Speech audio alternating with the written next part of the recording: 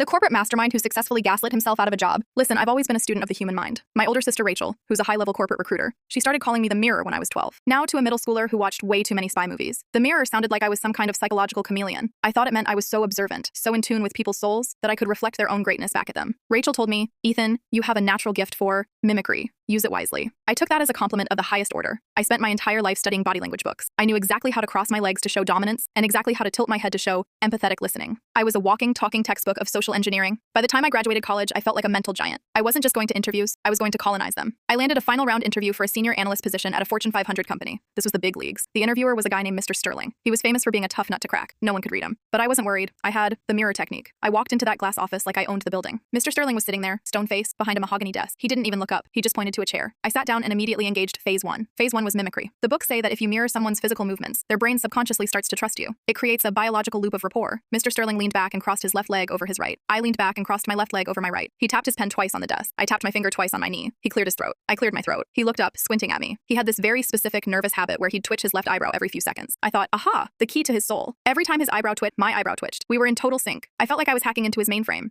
Then, things got intense. Mr. Sterling started talking about the company's quarterly projections. He was speaking in a very slow, deliberate monotone. Naturally, I started speaking in the exact same slow, deliberate monotone. If he lowered his voice to a whisper, I lowered my voice to a whisper. If he took a sip of water, I took a sip of water at the exact same microsecond. But then, Mr. Sterling did something weird. He started leaning forward, very slowly, until his face was only 6 inches away from mine. He was staring directly into my pupils. I thought, oh, it's a power play. He's testing my resolve. So, I leaned forward too. Our noses were almost touching. I was mirroring his heavy breathing. I was mirroring the way he narrowed his eyes. Suddenly, Mr. Sterling jumped up and shouted, "What is wrong with you?" I didn't break character. I jumped up at the exact same time and shouted, "What is wrong with you?" He turned red. "Are you mocking me?" I turned my face red, which took a lot of effort, and shouted back, "Are you mocking me?" He slammed his fist on the desk. Bam! I slammed my fist on the desk. Bam! He grabbed his phone to call security. I grabbed my stapler, since I didn't have a phone, and held it to my ear like I was calling security too. Security arrived and literally dragged me out of the building. I was still trying to mirror the security guard's walking style as they threw me onto the sidewalk. That evening, Rachel called me. She was laughing so hard she could barely breathe. She said, "Ethan, I just heard from Sterling. He thinks you're a literal sociopath. Why were you twitching your eyebrow at him for 40 minutes? I said, "Rachel, I was using the mirror. You told me I was a natural." She stopped laughing and sighed. "Ethan, I called you the mirror when we were kids because you were a compulsive copycat. It was an insult. You used to follow me around and repeat everything I said until I cried. I didn't mean it was a career strategy. Sterling has a chronic nerve condition in his eyebrow. He thought you were making fun of his disability." I sat there on the sidewalk looking at my reflection in a puddle. I wasn't a corporate mastermind. I was just the world's most dedicated mime. Moral of the story? If you want to connect with someone, just be yourself, because being the mirror usually just reflects how much of an idiot you actually are.